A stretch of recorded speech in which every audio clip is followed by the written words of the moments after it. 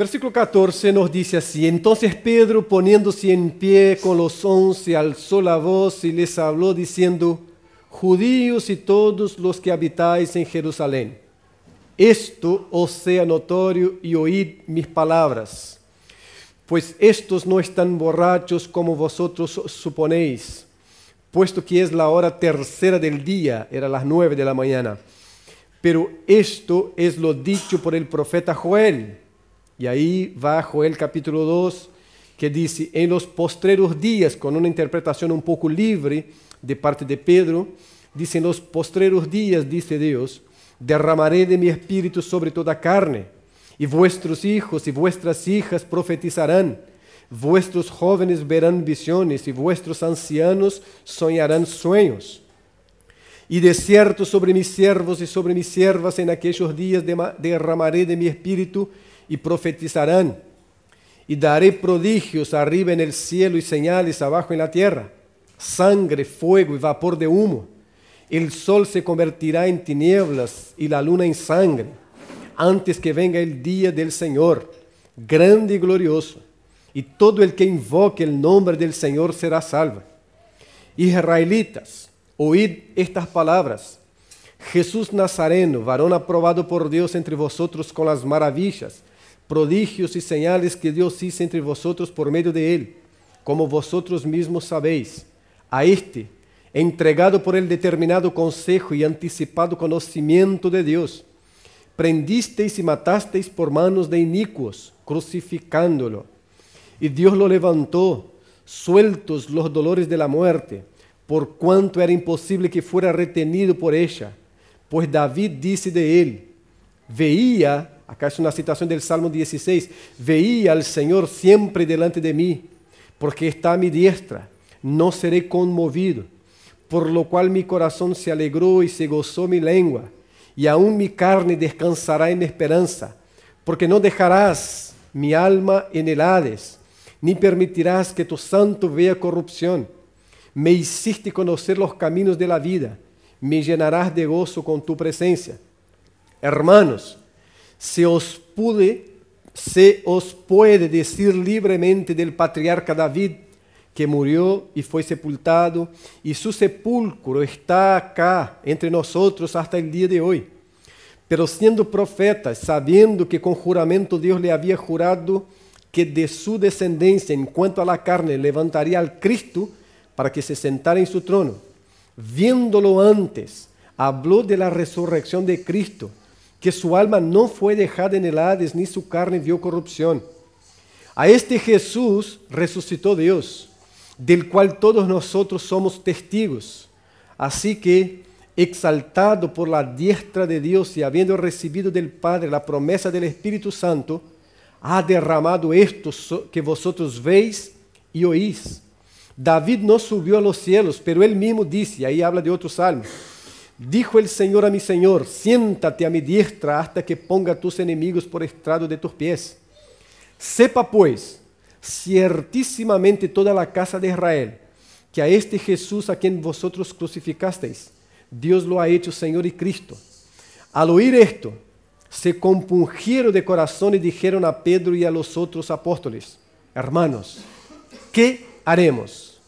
Pedro les dijo: arrepentíos y bautícese cada uno de vosotros en el nombre de Jesucristo para perdón de pecados, y recibiréis el don del Espíritu Santo, porque para vosotros es la promesa, y para vuestros hijos, y para todos los que están lejos, para cuantos el Señor nuestro Dios llame.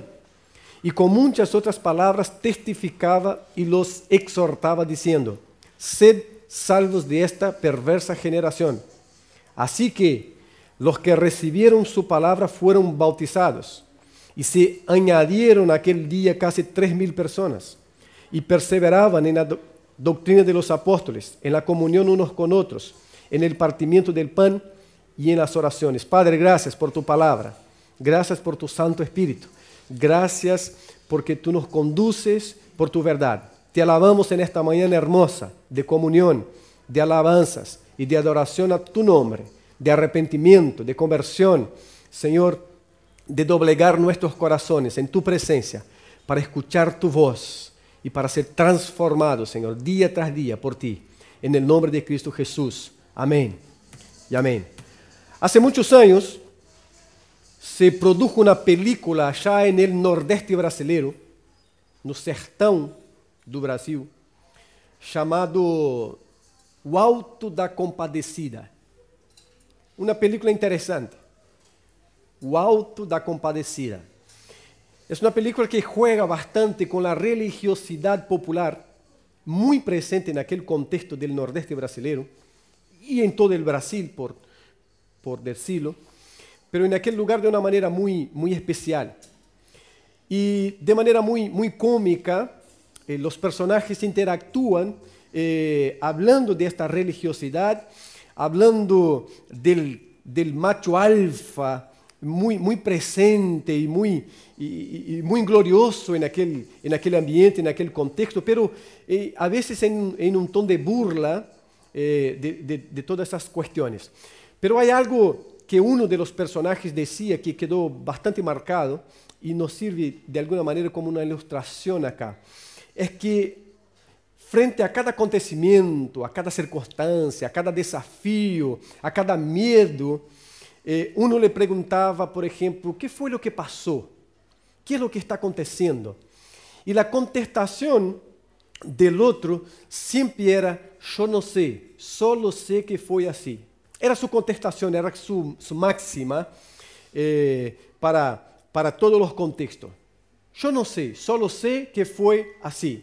Y ahí el delegado de policía él llevaba preso a los dos y uno preguntaba, ¿qué pasó? No sé, solo sé que fue así. Terminó y estamos acá. Una cierta apatía frente a las circunstancias de la vida. Y todo al revés de lo que tenemos acá. Frente a dos grandes acontecimientos que tenemos acá, hay dos grandes preguntas y dos grandes contestaciones. La primera de ellas tiene que ver con el texto que trabajamos domingo pasado, que fue Hechos 2 también, pero del versículo 1 al 13. Y allí termina, después del derramamiento del Espíritu Santo, de las lenguas repartidas como que de fuego, del ruido estrondoso que se produce en el lugar donde estaba, que sea el templo o una casa. Entonces la gente se acerca y quiere saber qué es lo que está pasando, escucha a los apóstoles y si había alguien más allí con ellos, hablando las maravillas de Dios, no anunciaban cualquier cosa, sino que hablaban las maravillas de Dios, pero había más de 15 naciones, más de 15 pueblos, etnias representadas allí, y estas más de 15 naciones, pueblos, en fin, llamemos como queramos acá, escuchaban estas maravillas de Dios en su propio idioma, en su propio dialecto. Fue un milagro idiomático que Dios produjo en este derramamiento del Espíritu Santo, de manera tal que la gente escuchaba las maravillas de Dios cada cual en su propio dialecto. Pero los que estaban afuera y vieron todo eso se acercaron y terminaron preguntando, ¿qué es lo que está pasando? ¿Qué es lo que está aconteciendo acá? Algo se produjo y no sabemos exactamente qué es. Dentro del grupo, como en todo grupo, había unos más burlones y dijeron, lo que pasa es que están borrachos.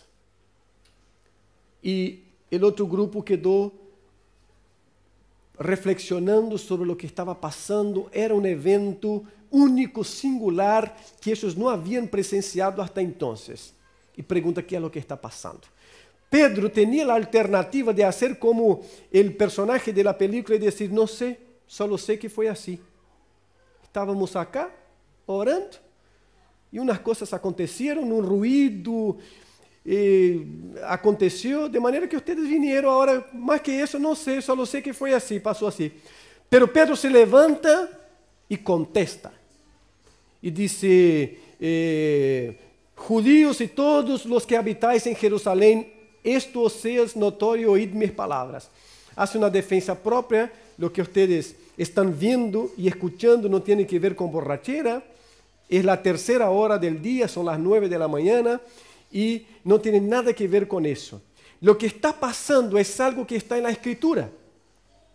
Y considerando que acá los que no son judíos son prosélitos, de alguna manera era gente familiarizada con las promesas de Dios en el Antiguo Testamento, en lo que nosotros tenemos como el Antiguo Testamento. Entonces Pedro dice, no es borrachera, sino lo que está pasando es el cumplimiento de una escritura. Y ahí él empieza a hablar de Joel capítulo 2. Lo que está aconteciendo acá es lo que profetizó el profeta Joel. En los postreros días, dijo Dios por medio de Joel, derramaré de mi espíritu sobre toda carne. Y toda no quiere decir toda en el sentido de todos, sino toda carne que, sin distinción de hombre, mujer, niño, niña, joven, adulto, anciano, todo en este sentido acá. Derramaré de mi espíritu sobre toda carne. Y vuestros hijos y vuestras hijas profetizarán. Vuestros jóvenes verán visiones. Y vuestros ancianos soñarán sueños. Y de cierto sobre mis siervos y sobre mis siervas, en aquellos días, derramaré de mi espíritu y profetizarán. Y daré prodigios arriba en el cielo y señales abajo en la tierra, sangre, fuego y vapor de humo. El sol se convertirá en tinieblas y la luna en sangre, antes que venga el día del Señor grande y glorioso. Y todo aquel que invoque el nombre del Señor será salvo. Para Pedro, entonces, lo que Joel profetizó muchísimos años antes, se está cumpliendo acá. Acá no pasa todas las señales profetizadas por el profeta Joel. Por ejemplo, no hubo directamente la luna convirtiéndose en sangre, del versículo 20. No hubo fuego y vapor de humo, ¿tá? El versículo también 19. Los prodigios arriba en el cielo y señales abajo en la tierra, que tienen que ver con el vapor de humo, con la luna convirtiéndose en sangre, son acontecimientos que no se dieron puntualmente allí. Entonces acá hay dos interpretaciones posibles. Depende de la línea escatológica que uno asuma para llegar a ella. Si asumimos una línea escatológica más dispensacionalista, estos eventos están para cumplirse todavía. Es decir, se cumplió una parte allí, que es el derramamiento del Espíritu y la inauguración de los postreros días. Y así es, desde Cristo se habla de los postreros días, es decir, los días finales ya empezaron. Nosotros no estamos aguardando los días finales, sino que ya empezaron. Los apóstoles hablaron ya de sus días como días postreros. Postreros acá es sinónimo de días finales. ¿Tá? Entonces, ya fueron inaugurados con la venida del Mesías y con los eventos de la primera venida de Cristo, del Mesías, y con los eventos que circundaron esta venida. Se cumplieron. Pero faltan cosas para cumplirse, y ahí eso son eventos que se cumplirán antecediendo el milenio, el reino terrenal de Cristo desde Jerusalén. Esto para esta línea más dispensacionalista. Por otro lado, están aquellos que creen que se cumplió en su totalidad, no porque todos los acontecimientos acá se dieron, sino porque no tenían que darse. De alguna manera, algunos acontecimientos eran de manera figurativa, diciendo de la magnitud del evento que se daría. Acá dejo para ustedes, para mí no altera mucho, así que si quieren estar de un lado o de otro, sean felices para siempre. Yo me quedo con el derramamiento del Espíritu Santo, la obra de Dios cumpliéndose en la vida de su gente, de su pueblo. Y si hay cosas para cumplirse, no es mi creencia que va a determinar, se van a cumplir todavía. Y si ya se cumplió, tampoco es mi creencia que va a determinar, porque ya se cumplió. Por eso no me calienta mucho la cabeza acá. El tema es que Pedro no asume la apatía, sino que Pedro se levanta en nombre de todos y dice, lo que está pasando acá es escritura, es promesa. Es evento prometido, profetizado por el propio Dios. Lo que está pasando acá tiene que ver con la confirmación de Dios de que Jesús es el Mesías. Entonces en el 22, él dice, israelitas, oíd estas palabras. Jesús Nazareno, y acá está hablando entonces del personaje histórico.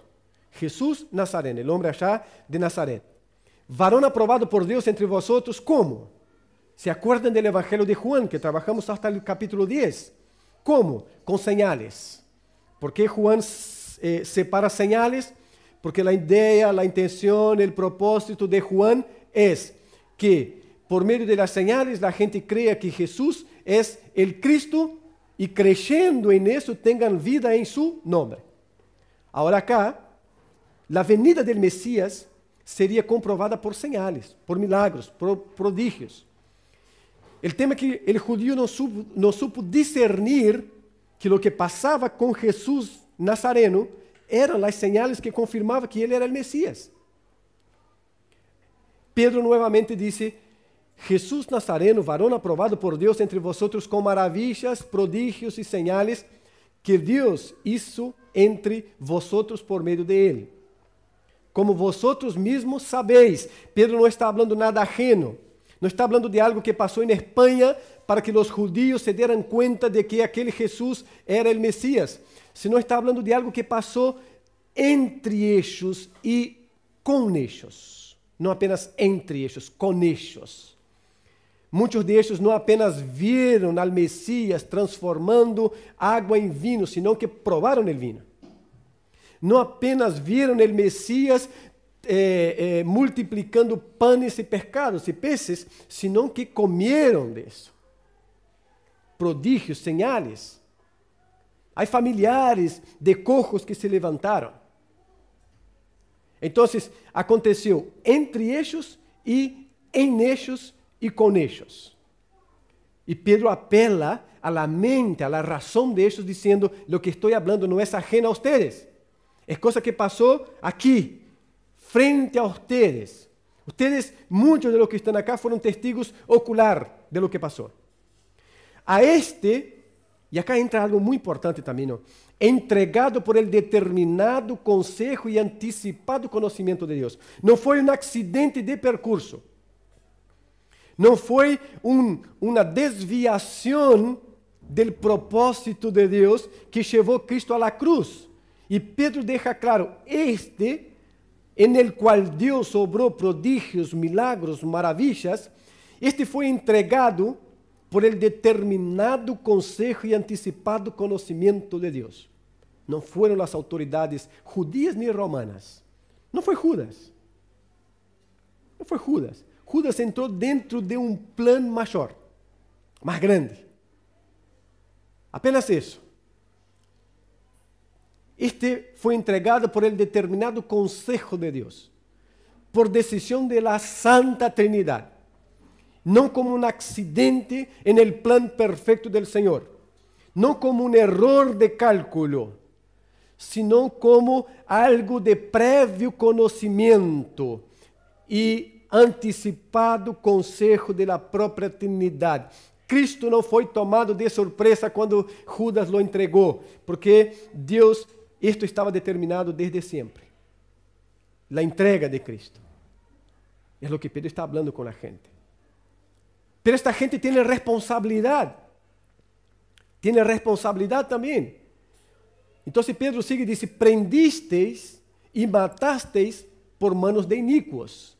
El plan eterno del Señor fue cumplido por manos de inicuos.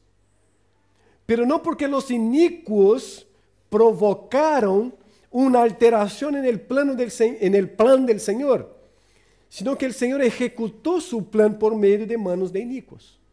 Cambia todo eso. Acá no es Dios siendo sorprendido por la maldad humana, sino que la maldad humana siendo instrumento del Señor en la ejecución de su plan.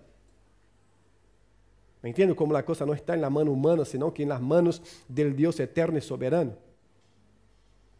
Pedro no elimina la responsabilidad humana en el acontecimiento, pero Pedro dice, no está en la mano humana el poder, sino que los humanos fueron apenas instrumentos de ejecución del plan eterno del Señor, porque Cristo, el Nazareno, Jesús el Nazareno, fue entregado por anticipado consejo del propio Dios. Y ahí se dice que por manos de inicuos crucificándolo. Ver el versículo 24, y Dios lo levantó, sueltos los dolores de la muerte, por cuanto era imposible que fuera retenido por ella, por la muerte. Dios lo levantó. En la eternidad se entregó a Cristo, pero este Cristo que fue entregado también fue levantado ya en la eternidad. Ahora entra el tiempo y el espacio, y el Cristo nace, el Cristo vive, el Cristo desarrolla su ministerio, el Cristo es entregado por manos inicuas en cumplimiento del plan eterno del Señor, y el Espíritu Santo de Dios resucita a Cristo, lo saca de la sepultura, porque también esto era plan desde la eternidad. Dios no tuvo que remover los dados nuevamente para ver cómo levantar a Cristo de la sepultura, sino que esto ya estaba. Y nuevamente Pedro apela a las Escrituras para decir que esto no fue un accidente de percurso, sino que David había profetizado eso. Y él habla del Salmo 16. Mira el versículo 25, cuando habla de la resurrección. Y hablando de que esto era plan del Señor, que no estaba fuera de la agenda divina, él dice, pues David dice de él, muy astuto Pedro, hablando de personajes respetadísimos, no está hablando de cualquiera, no habla de Platón, de Sócrates, él habla de David. David, respetado por los judíos, él habla, pues David dice de él, ¿él quién? Del Señor. Veía al Señor siempre delante de mí. Porque está a mi diestra, no seré conmovido. Por lo cual mi corazón se alegró y se gozó mi lengua, y aún mi carne descansará en esperanza, porque no dejarás mi alma en el Hades, ni permitirás que tu santo vea corrupción. Entonces, para algunos podía quedar y quedaba en su mente que David estaba hablando de sí mismo. Entonces Pedro dice, no, David no está hablando de sí mismo, David está hablando de este Jesús de Nazaret. Y él va a decir por qué. Porque no dejarás mi alma en el Hades, ni permitirás que tu santo vea corrupción. Me hiciste conocer los caminos de la vida, me llenarás de gozo con tu presencia. Ahí, a este Jesús resucitó Dios. Entra Pedro nuevamente diciendo, a este Jesús resucitó Dios, de lo cual todos nosotros somos testigos. Así que, exaltado por la diestra de Dios y habiendo recibido del Padre la promesa del Espíritu Santo, ha derramado esto que vosotros veis y oís. El versículo 34 dice, David no subió a los cielos. Y este del Salmo subió a los cielos. La sepultura de David está entre nosotros. Entonces no puede David estar hablando de sí mismo, que su cuerpo no verá corrupción. David está hablando, este es el razonamiento de Pedro con los judíos. David está hablando de este Jesús nazareno, porque este fue resucitado. Este no vio la corrupción total, de manera a quedarse en la sepultura, mientras que David sí sigue en la sepultura. Este fue resucitado. Este no está a la diestra de Dios. David no está a la diestra de Dios. Este está a la diestra del Señor. Entonces, David está hablando de este. Es el razonamiento de Pedro con los judíos. Y él dice en el 34, David no subió a los cielos, pero él mismo dice, y hay otro salmo, dijo el Señor a mi Señor. Dijo el Señor Dios a mi Señor Jesús, siéntate a mi diestra, hasta que ponga a tus enemigos por estrado de tus pies. Acá ya el Cristo resurrecto que David está profetizando centenares de años antes de que el Jesús apareciera, antes de que el Mesías se manifestara, hasta que ponga a tus enemigos por estrado de tus pies. Ahí entra Pedro y dice, 36, sepa pues ciertísimamente toda la casa de Israel, que a este Jesús a quien vosotros crucificasteis, instrumentos que Pedro en ningún momento allana la idea de que estos participaron de la muerte, pero no por poder suyo, sino que por designio de Dios. Es importante discernir acá, ¿tá? A Jesús a quien vosotros crucificasteis, Dios lo ha hecho Señor y Cristo. Al oír esto, se compungieron de corazón y dijeron a Pedro y a los otros apóstoles, hermanos, ¿qué haremos? E acá novamente Pedro poderia assumir a postura do personagem da película. Não sei, só sei que é assim. O que está passando? É a primeira pergunta. O que está passando? ¿Están borrachos ou é uma manifestação que nunca vimos e há algo especial acá então? E aí Pedro se levanta e diz: o que está passando é isso, é promessa. É profecia que se está cumprindo acá. É Deus actuando na história para fazer com que sua palavra permaneça fiel, cumpriendo-se entre su pueblo. La gente se dá conta que a coisa é séria. E aí Pedro não apenas habla blá blá blá de si mesmo, sino que Pedro chama o testemunho das Escrituras e diz: o que está passando acá tem que ver com o que passou, com o que profetizou Davi. Chama Davi de profeta e diz: Davi profetizou, dizendo que este Cristo seria entregado, passaria por a sepultura, pero não quedaria na sepultura, seria ressuscitado por el poder de Deus e estaria à diestra del Padre. É isso o que está passando.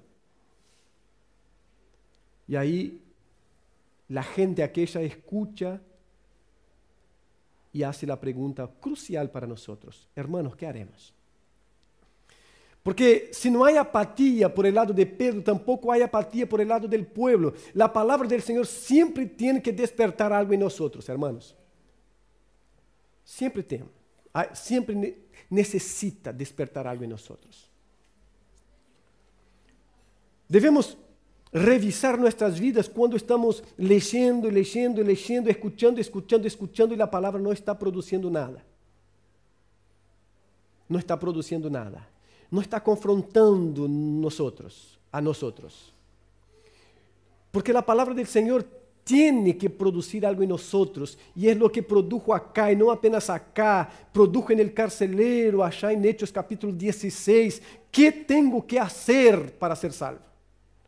Depois de ver o que viu, de presenciar o que presenciou e de ser próprio instrumento dentro de lo que aconteceu em Filipos, o homem não tem outra conclusão que perguntar: ¿qué tengo que hacer para ser salvo? A palavra do Senhor com el eunuco que está leyendo Isaías 53 não está entendendo nada. Deus envia Felipe allá de Samaria para ir ao deserto, porque o homem descendia de Jerusalém e se ia hacia Etiopía, e Deus lo envia a Felipe allá, lo transporta allá, para que Felipe explique a escritura para o homem. Estou falando de Hechos capítulo 8. E então Felipe chega e o eunuco pergunta: esta escritura acá, primeiro pergunta Felipe: ¿no entiendes lo que lees? Entonces el hombre dice: ¿cómo puedo entender si no hay quien me explique? Essa escritura que estou leyendo, e era Isaías, el profeta está hablando de si mismo o de outro. Aí Felipe empieza desde lo que el hombre estava leyendo e presenta a Cristo. Quando termina, ¿qué hace el hombre? Muitas graças, Felipe. Interessante texto. Não, o homem pergunta: acá hay água, ¿qué me impide de ser bautizado? Na reacção que produce a palavra do Senhor em los corazones humanos, tem que produzir algo, tem que generar algo. Outra coisa importante acá, que a palavra de Deus, o centro, não é o que ela disse para mim ou sobre mim. É o que a palavra disse sobre Cristo. Por isso, Felipe, explicando a palavra ao eunuco, disse que começou desde onde o eunuco leía e explicou a vida, ministério, muerte e ressurreição de Cristo. Pedro arranca de uma pergunta burlona e também sincera, porque eram dois grupos divididos neste sentido, e arranca desde aí, pero não se queda aí, hablando de la impossibilidade de estar borracho às 9 da manhã, sino que Pedro arranca de aí e diz: o que está passando é isso, é uma promessa. E esta promessa tem que ver com Jesus el Nazareno. Jesus Nazareno, que foi entregado desde sempre por el consejo de Deus, e que ustedes foram instrumentos para executar este consejo, pero que ressuscitou e está à diestra de Deus, termina em Cristo. A Escritura tem a finalidade de explicar-nos quem é Cristo, por que Cristo vino e qual é a necessidade de que Ele está acá, e de que Ele haja venido e onde está Cristo agora. Não é quão hermoso, quão feio somos nós, não é quão capacitados somos nós, é quién es Cristo, porque en definitiva lo que nosotros seres humanos necesitamos saber es quién es Cristo para confiar nuestra vida a ese Cristo mediante el poder del Espíritu Santo actuando en nuestros corazones. Tiene que ver con Cristo la cosa.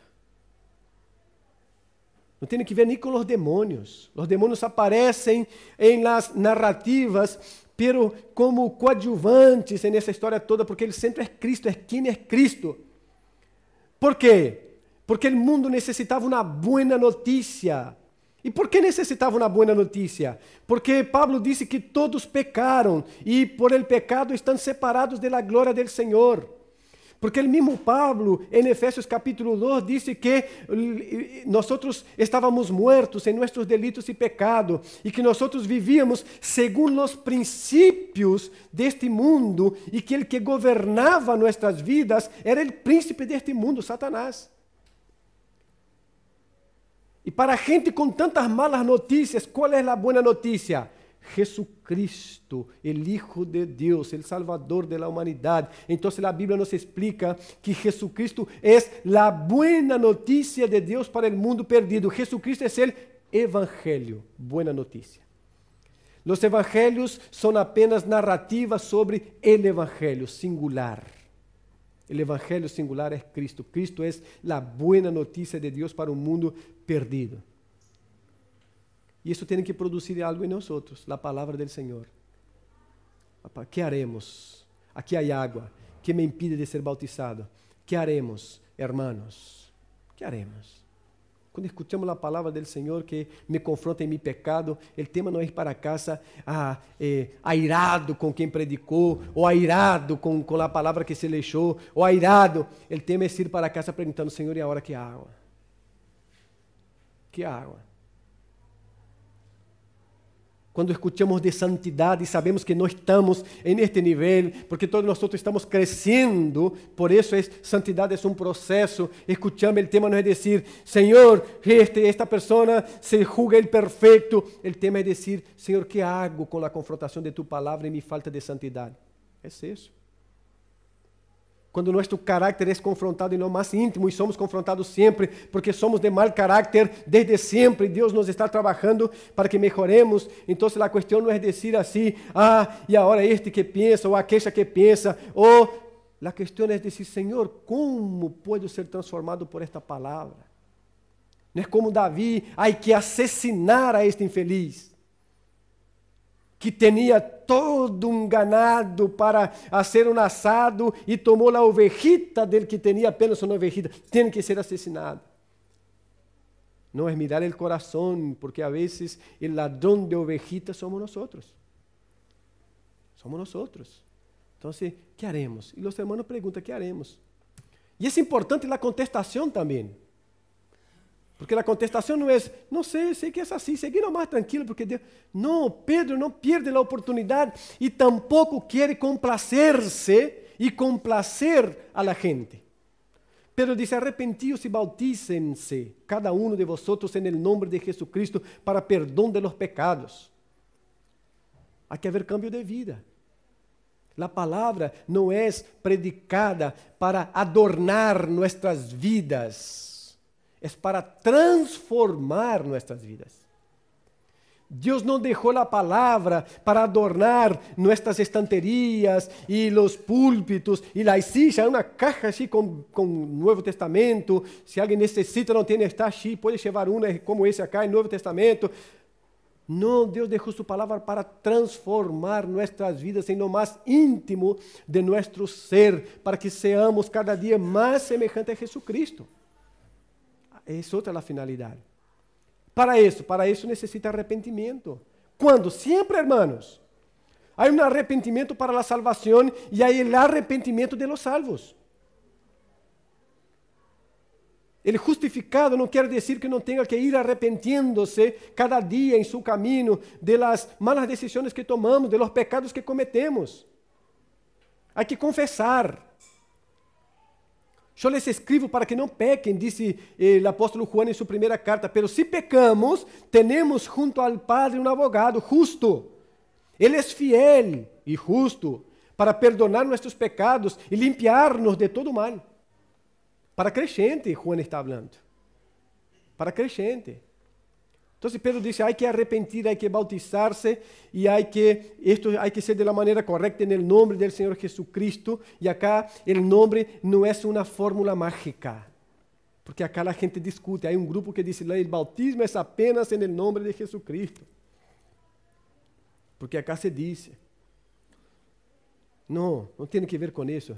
Tiene que ver según los principios de Cristo, según los mandamientos de Cristo. Porque para vosotros es la promesa. Y ahí Pedro dice, porque esto que pasó no es apenas para un grupo selecto.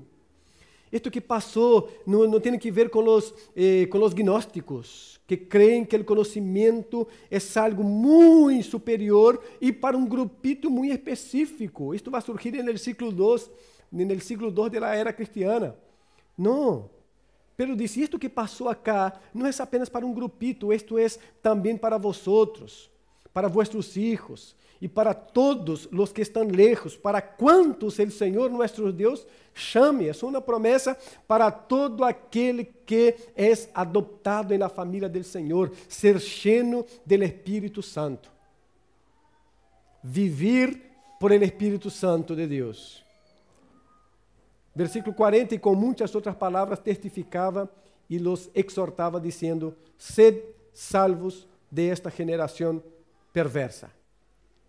Y el 41 dice, así que, en conclusión, esta gente que fue confrontada por la palabra, dice así que los que, porque no fueron todos, los que recibieron su palabra fueron bautizados. Un paso natural en la vida de cualquiera que recibe la palabra del Señor es el bautismo. El bautismo es confesión pública de la fe asumida adentro, en el interior. Y se añadieron aquel día como 3.000 personas. El grupito sale de un grupo reducido de 12, con un grupo un poco más agrandado en número de gente, ¿no? De 120, y va a casi 3.000 personas, más de 3.000 personas. Pero luego que puede ser un año o dos, pero va a haber otra predicación de Pedro y va a haber casi 5.000. Una iglesia que crece explosivamente y muy rápidamente. Y ahí trae sus consecuencias que vamos a estar viendo acá también. A partir del 42 es lo que trabajaremos el domingo que viene, si Dios así nos permite. Lo que queremos acá hoy es, en primer lugar, no ser apáticos en cuanto a la palabra del Señor. No sé, solo sé que fue así. No me importa mucho lo que pasó, lo que va a pasar. Es tener el cuidado, porque esto puede pasar con cualquiera de nosotros y en muchos ámbitos, pero acá estamos hablando en el ámbito de la lectura de la palabra. Es permitir que la palabra empiece a ser leída, y esta es una tentación enorme, les puedo hablar con propiedad de eso, permitir que la palabra sea leída de manera mecánica, sin confrontar nuestro pecado, nuestra falta de santidad, nuestra indiferencia, nuestra apatía, y que da en nosotros este sentimiento, no sé, solo sé que fue así. La palabra está para confrontarnos y para transformarnos. Transformarnos. Confrontarnos y transformarnos a la imagen de Cristo Jesús. Tenemos que aprender a preguntar en cada lectura, en cada reflexión, en cada pregunta, Señor, ¿y ahora qué haremos? Cuando la realidad de la santidad de Dios nos confronta, Señor, ¿cómo? O ayúdame a ser más santo. Cuando la realidad del pecado nos confronta, Señor, ayúdame. Todos nosotros que estamos aquí sabemos los pecados que tenemos, hermanas. Sabemos las debilidades que tenemos. Sabemos, cada uno sabe. De los menos graves a los más graves. Pero sabemos. No hay uno aquí que esté engañado sobre, sabe, yo sé, ustedes saben cuál es la debilidad, qué es lo que te puede mover del camino por la debilidad tuya. Sabemos. Entonces nos preguntamos en la palabra, Señor, ¿qué puedo hacer? ¿Cómo en tu palabra puedo ser respaldado en eso? Lo que não pode haver é uma indiferença total. O que não pode haver é nós como família, que todas nós, irmãos, assim, todos nós temos problemas familiares. Todos. Não há um acá. Se há, pode tirar a primeira pedra. Não há um que não tenha. Não há um matrimônio acá que não tenha problema, irmãos. Não há um adolescente acá que não tenha problema. Não há um adulto maior que não tenha problema. Não há um homem acá que não tenha problema. Não há uma mulher aqui entre nós que não tenha problema. Pode haver indiferentes. Pode haver. Que não tenha problema, não há um aqui. Não há um esposo acá que seja capaz de dizer, eu não tenho problema em matrimônio. Não há uma esposa acá que não diga, eu não tenho problema. Não há um esposo acá capaz de dizer, eu não sou um problema em meu matrimônio porque somos. Não há uma esposa capaz de dizer, eu não sou um problema em meu matrimônio porque somos. Somos. Não há um pai acá capaz de dizer, minha família é la família. Não há. Ele pode ser rostrudo o suficiente para dizer, mas na verdade não há. Não há. Então, com tantos conselhos na Bíblia que temos, para todo esto que eu estou falando, não há um funcionário que não pueda dizer, eu sou o funcionário, aunque haya sido 5 vezes no mês funcionário del mês. Pero esto juega princípios empresariais. Eu estou falando de princípios morales, bíblicos, é outra coisa. Nem sempre vão juntos, a vezes sim, mas não sempre. Tá? Não há um funcionário que não pueda melhorar. Então, não podemos abrir a Bíblia com tantos conselhos, mandamentos, instruções e não perguntar, Senhor, que hago? Senhor, como esposo, que hago? Como esposa, que hago? Como padre, Senhor, que hago? E como madre? E como hijo, Senhor, que hago? E como família, que hago? Há que ser apático para dizer, não sei, só sei que é assim. As famílias têm problema, a minha também tem, e é assim que vamos caminhar. Não. Não sei, os matrimônios têm problema, e o meu também tem, assim que vamos caminhar assim. Não, porque isto vai empeorar. Vai empeorar. Vai empeorar. Não sei, todos os filhos têm problema, os pais têm problema com seus filhos. Eu também sou um mais que tem problema, assim que não sei, só sei que é assim. Não. Não, para isso está a palavra. Para isso está a palavra. Então, temos que ser confrontados e dizer, Senhor, que hago? E aí, ir a la palavra para buscar a solução. Ir a la palavra para buscar a solução. Que Deus nos lleve a este lugar. Este lugar de entender que a palavra do Senhor, ella tem que confrontar-nos e nós temos que deixar-nos ser transformados por ella, para ir sendo conformados à imagem de Jesucristo, nosso Senhor. Não buscar na palavra os versículos de que somos hijos del rei, sino buscar en la palabra qué es lo que la palabra me enseña sobre el rey. No es buscar en la palabra las promesas para una vida feliz, sino buscar en la palabra cómo Dios cumplió su promesa desde siempre en Jesucristo, y hizo de Jesucristo el centro alrededor del cual todo tiene que gravitacionar. Cambiar. Como crentes vamos assumindo muitos vícios religiosos.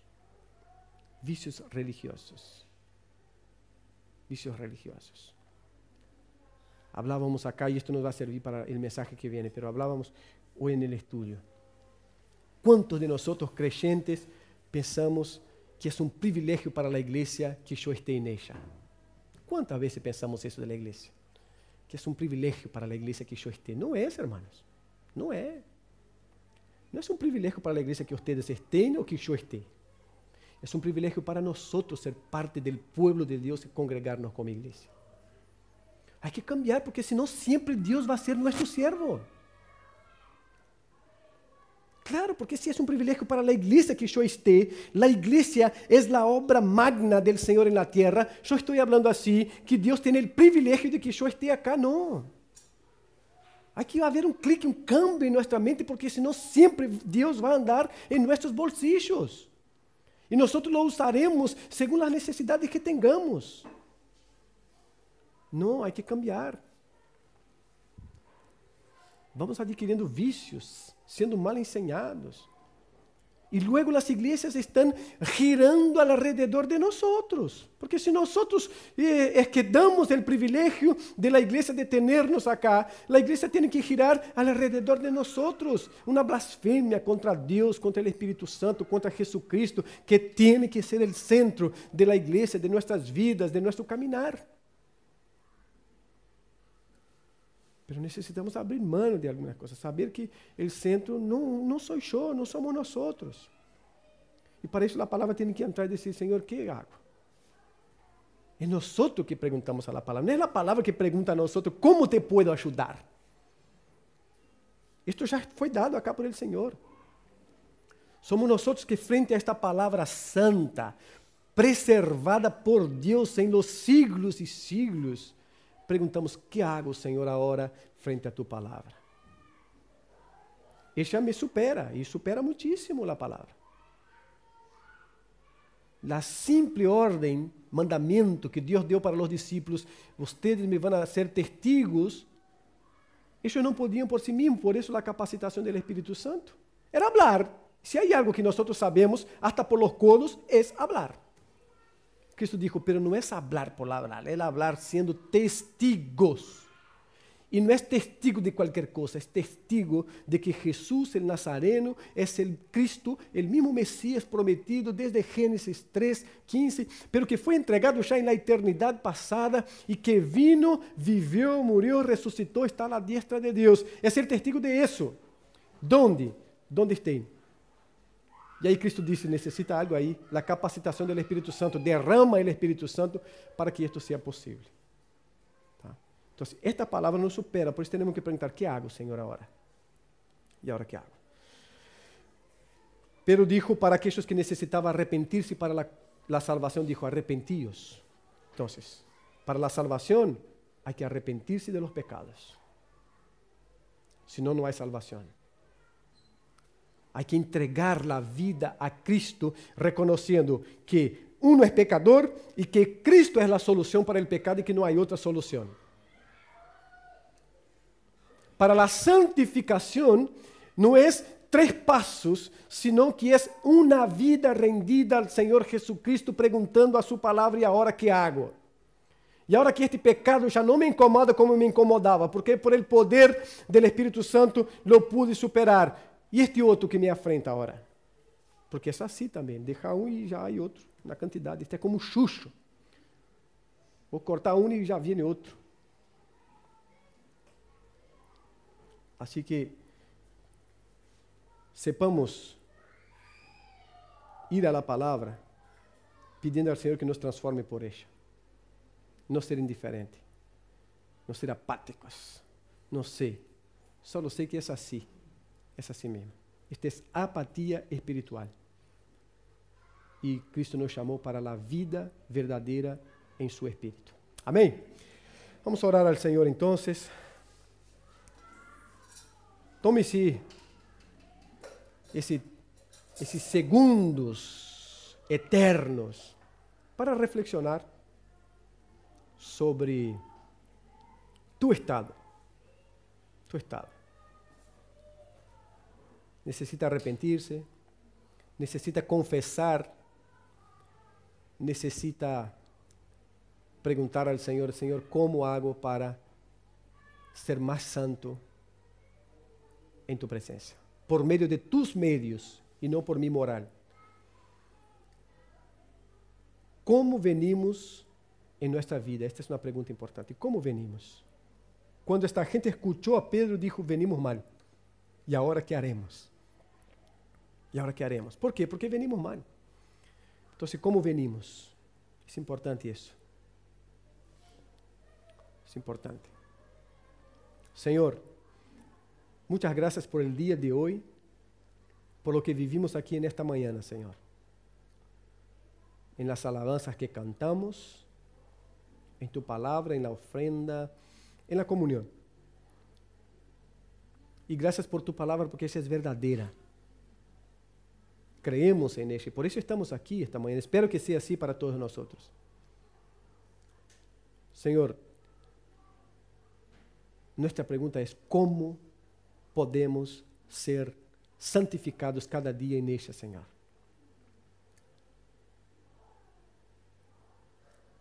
No nos dejes, oh Padre, ser apáticos espirituales, indiferentes en cuanto a estas realidades espirituales, como familia, como padres, hijos, esposos, esposas, como líderes espirituales, como miembros de tu cuerpo, Padre. No nos deje, por favor, obra en nuestros corazones. Transforma la apatía de nuestras vidas en una fe viva que te honra y te glorifica, Señor. No nos permita pensar por ningún momento, Señor, o por lo menos vivir así como si fuéramos el centro, quitando el lugar de Cristo, o por lo menos pensando que esto pasa, Señor. Sino que nos ayuda a ver siempre que tu iglesia, el centro es Cristo, que la vida, el centro es Cristo, que en la eternidad venidera el centro será Cristo. Ahí está la luz verdadera que alumbra a todos los hombres. Y es esa luz que hará con que allá en la eternidad no necesitemos más de la luz del sol ni de la luna, Señor. Cristo, Cristo Jesús. Te alabamos en esta mañana, agradecidos a ti, Señor, por ser pueblo tuyo, por participar como iglesia tuya, y rogando que tu bendición repose sobre niños, adolescentes, jóvenes, adultos, mayores y menores. También rogando una semana bajo tu gracia y bendición y la reflexión de tu Espíritu Santo en nuestros corazones. Y ahora, ¿qué haremos? En el nombre de Cristo, líbranos de todo mal, de la maldad y también de ser mal y maldad para otros. Libra, Señor. Líbranos en el nombre de Cristo. Amén.